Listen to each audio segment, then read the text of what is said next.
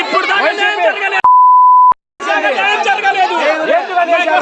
ఇంకా ముప్పాలలో వైసీపీ మేము లేకపోతే అన్నా ఉండన్నా మీకు తెలియదన్నా మాట్లాడాలన్నా.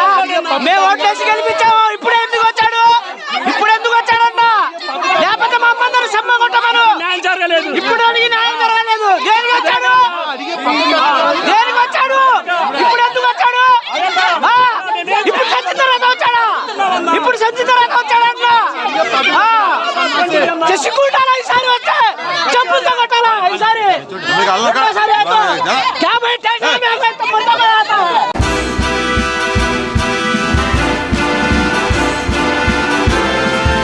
ఉంటే ఏమన్నా మాట్లాడితే రాజారెడ్డి ఇది రాజకీయం అంటారు, ఈగ అంటాడు, అదంటాడు, వాడు కొట్టాడంటాడు, వాడు నరికాడంటాడు. అన్నీ ఓపికతో భరించాం, సహించాం. బిడ్డా, నువ్వు రాసింది కాదు రెడ్ బుక్. జూన్ 10 లోపల జగనన్న ముఖ్యమంత్రి అవుతాడు. ఈ మధ్య సినిమా వచ్చింది, సీలు చూసినావు కదా? సీలు ఎవడైతే మాట్లాడిండో రాసుకో. కనీసం లెక్క పెట్టుకోండి. దేవుణ్ణి ప్రార్థించండి. 10 మంది మీద అయినా సరే జగన్మోహన్ రెడ్డి సీలు వాళ్ళ గుండెల మీద లేవకపోతే, వాళ్ళ గుండెల మీద జగన్మోహన్ రెడ్డి సీలు వేయకపోతే జగన్మోహన్ రెడ్డి సైనికులు కాదు బిడ్డ. నువ్వు రాసుకునేది రెడ్ బుక్ అయితే మేమిక్కడ రాసుకున్నాం, ఇక్కడ ఉన్నాయి. లెక్క పెట్టుకోండి. 10 పేర్లు, 10 చీటీలు ఎత్తి మరి అప్పుడు జగనన్న గమ్ముగున్నమన్నా కాముగున్నమన్నా వేస్తాం సీల్. అవసరమైతే అన్న కోసం లోపలికి వెళ్ళేదానికైనా సిద్ధంగా ఉండి జూన్ తర్వాత 10 తర్వాత జగనన్న సీఎం అయిన తర్వాత నీ రెడ్ బుక్ కాదు బిడ్డ, సీల్ రాసుకో. వేస్తా జగనన్న మీద పేరు పెట్టి వేస్తాం. కారు కూతలు ఒకడు సైకో అంటాడు, ఇంకోటి రకరకాలు అంటాడు, ఇంకోటి రకరకాలు అంటే చేత కాక కాదు, చెయ్యలేక కాదు. జగన్మోహన్ రెడ్డి కనుసైగా చాలు బిడ్డ, ఎవ్వరు ఉండరు. మీరు కూడా మాకు చేతొచ్చు అంతే తప్ప నచ్చినట్టు ఇష్టం వచ్చినట్టు మాట్లాడతారు. మాకు ఆవేశాలు ఉన్నాయి, మాకు కోపతాపాలు ఉన్నాయి, కానీ ఓపిక కూడా ఉంది.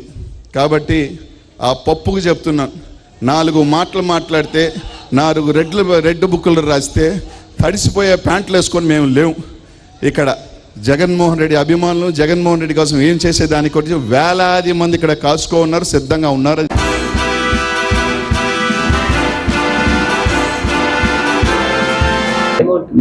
నేను అసలుకి వెళ్ళనండి. నేను ఇక తిరిగి వెనక్కి వెళ్ళే ప్రశ్నే లేదు.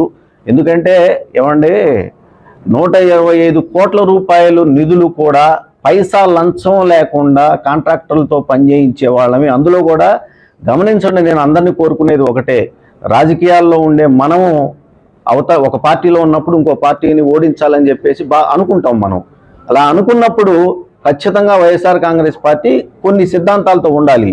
అవి ఏంటి అని అంటే, మంగళగిరిలో టీడీపీ అభ్యర్థిని ఓడించాలి, కుప్పంలో టీడీపీ అభ్యర్థిని ఓడించాలి, పులివెందుల్లో టీడీపీ అభ్యర్థిని ఓడించాలి, అటు గాజువాక, భీమవరం ఇలాంటి కొన్ని ముఖ్యమైనటువంటి ప్రాంతాలలో వైఎస్ఆర్ కాంగ్రెస్ పార్టీ, తెలుగుదేశం పార్టీ అభ్యర్థుల్ని, తన ఆపోజిట్గా ఉండేటువంటి అభ్యర్థుల్ని ఓడించాలి అని అంటే పనిచేయాలండి మనం ప్రజలకి.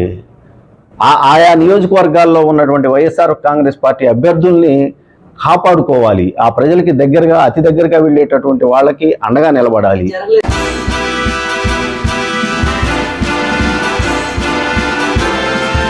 తాడికొండ నియోజకవర్గంతో నాకున్న పరిచయాలు, నాకున్న ఎమోషనల్ అటాచ్మెంట్ వలన ఒక విషయం మీ అందరి దృష్టికి తీసుకురావాలని, నేను నా మనసులో ఉన్న విషయాలు మీకు చెప్పాలని నేను భావిస్తా ఉన్నాను.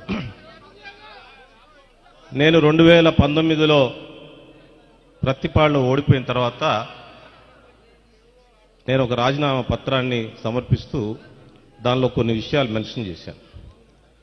దానిలో ఒక విషయం ఏంటంటే, భవిష్యత్తులో ఎన్నికల రాజకీయాలలో నేను తట్టుకోలేను, నేను ఆర్థికంగా చితికిపోయాను, భవిష్యత్తులో ఎన్నికల రాజకీయాలకు నేను వెళ్ళనని చెప్పాను.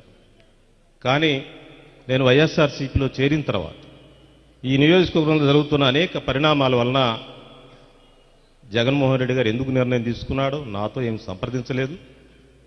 ఆయన ఒక దశలో నన్ను సమన్వయకర్తగా నియమించాడు. ఆగస్టు 19వ తారీఖు నన్ను సమన్వయకర్తగా నియమిస్తే మళ్ళీ 24వ తారీఖు అంటే వారం రోజుల్లో నీకు సర్వేల్లో వ్యతిరేకత వచ్చింది, లేకపోతే నీకు ఏదో కొత్త ఒపీనియన్ నెగటివ్ ఉంది, ఆగిపోమని చెప్పాను. అదేం సార్, నేను రమ్మన్నానా, నేను అడిగానా? మళ్ళీ 1 వీక్లో ఎట్లా ఒపీనియన్ మారుతుందని చెప్పి ఆ పెద్దల్ని నాతో మాట్లాడిన పెద్దలతోనే మాట్లాడడం జరిగింది.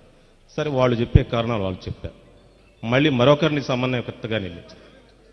అతను ఉన్న టైంలోనే మళ్ళీ ఈ ప్రాసెస్లో మళ్ళీ నన్ను నువ్వు కట్టెస్ట్ చేయాల్సిందే అని చెప్పి పెద్దలు కొంతమంది మాట్లాడటం జరిగింది. తాడికొండకు నువ్వే అభ్యర్థి అని చెప్పారు, పెద్దలంతా చెప్పారు, ముఖ్యమంత్రి గారు సహా అందరూ చెప్పారు. నేను మొదట్లోనే నాకు ఆర్థిక పరిస్థితి బాగాలేదని చెప్పాను, ఎన్నికల రాజకీయాలకి నేను దూరంగా ఉంటానని కూడా చెప్పడం జరిగింది. కానీ పార్టీ అనేక నిర్ణయాలు అలా తీసుకుంది. తర్వాత పరిణామాల్లో సుచరిత గారిని మళ్ళీ నామినేట్ చేశారు మనకి.